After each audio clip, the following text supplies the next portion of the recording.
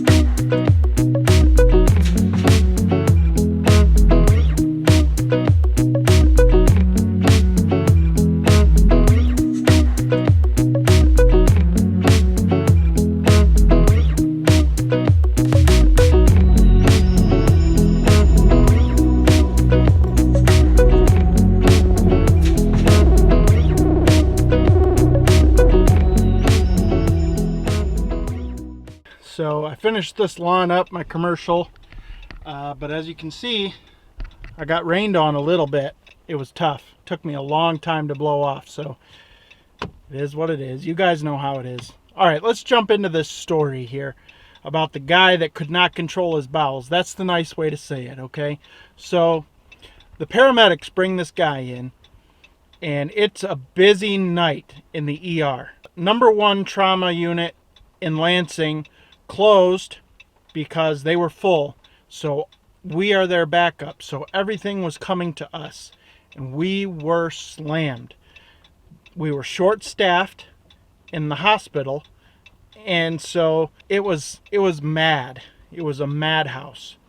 So I'm running around the ER. I've got at least 10 draws to do, and the first guy that they bring in, he's a Neuro Alert. So what a Neuro Alert is when they assume that someone is having a stroke, or they suspect that someone is having a stroke, you have to drop everything and draw that person's blood right now, because they want to catch it. They want to know, because what a stroke is it's a blood clot that runs up into your brain. They want to know that's dangerous. You can die from it. You can be paralyzed from it. It's always best to get a blood draw on a Neuro Alert patient immediately, as soon as possible.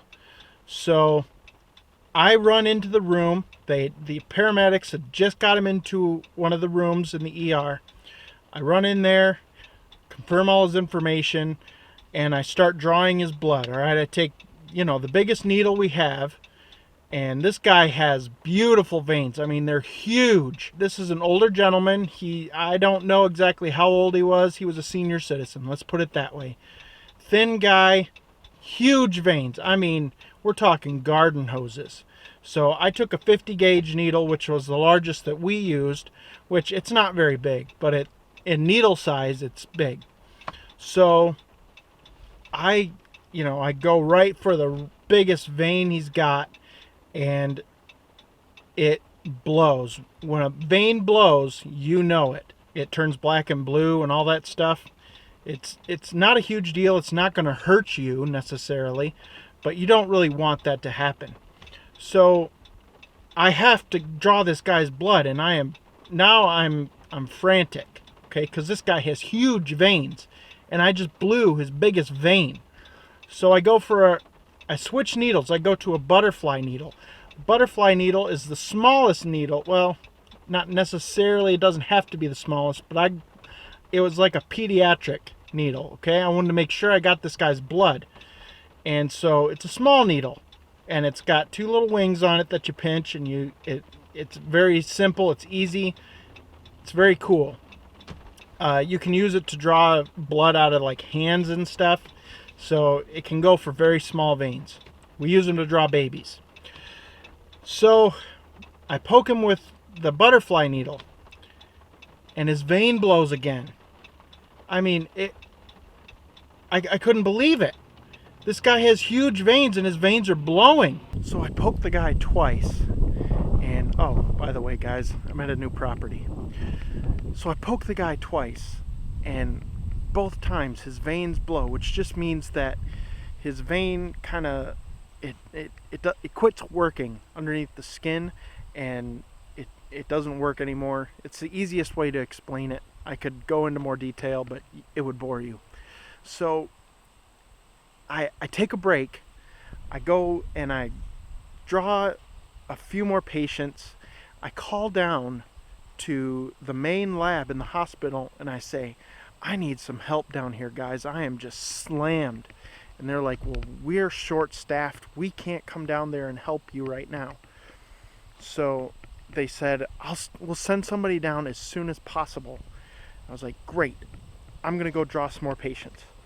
So I draw like, I don't know, maybe 10 more patients.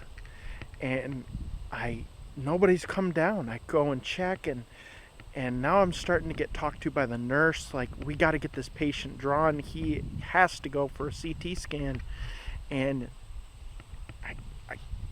I couldn't get him. So I waited for about 5 more minutes. Still, nobody comes down. So I go back in. I got to draw this guy again. And I feel really bad. Poke him again. Vein blows. I poke him again. 4 times now. Vein blows. At this time, the doctor comes in, all right? He's this older gentleman, and he's like, you haven't gotten the blood yet? Give me a needle. So I'm like, oh, great. This guy takes a needle. I mean, he looks like he has never handled a needle before in his entire life.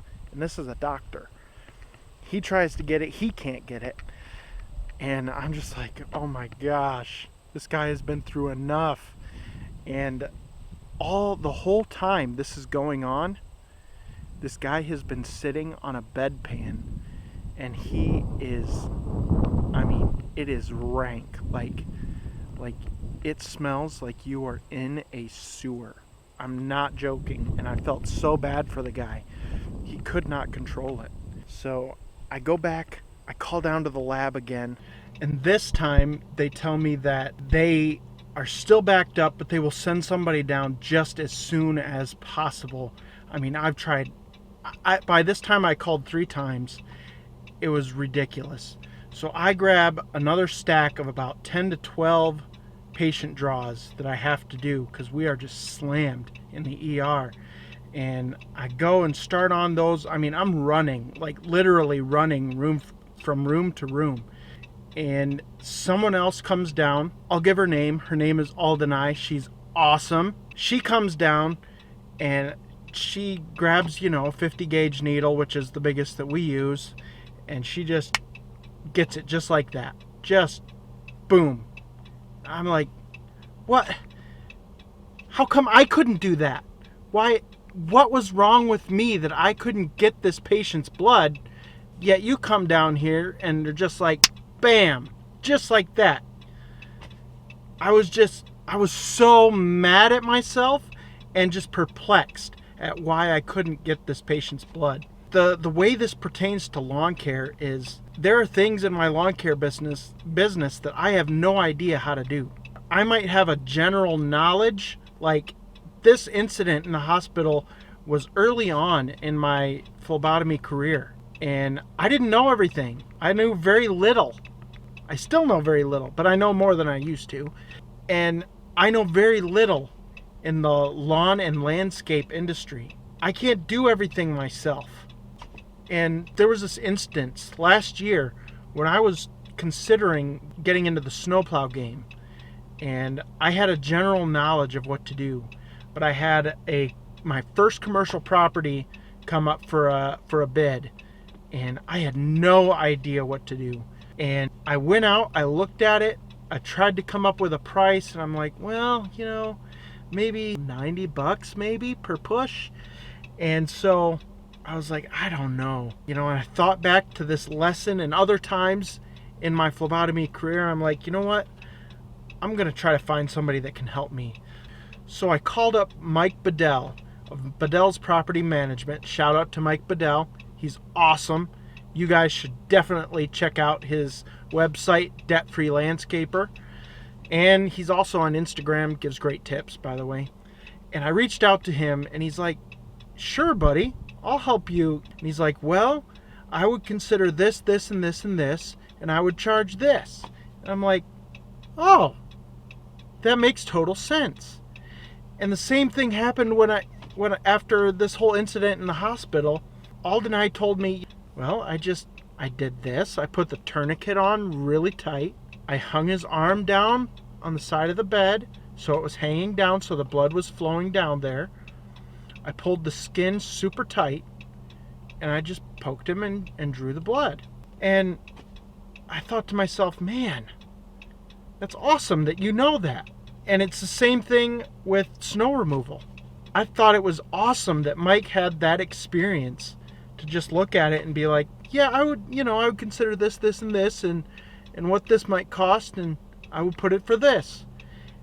So now, when I come up against something, I don't hesitate to ask for help.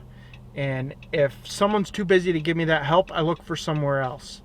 Guys, never be too proud to ask for help. Ever. You can find yourself in a really nasty situation if you don't. Where you're overwhelmed, you're stuck up against a wall, and you don't know what else to do. Ask for help at the beginning of what you're doing rather than at the end when you really need it. If you guys are enjoying the lawn care lessons from the ER series, please click on this playlist to watch more. I will see you in the next story.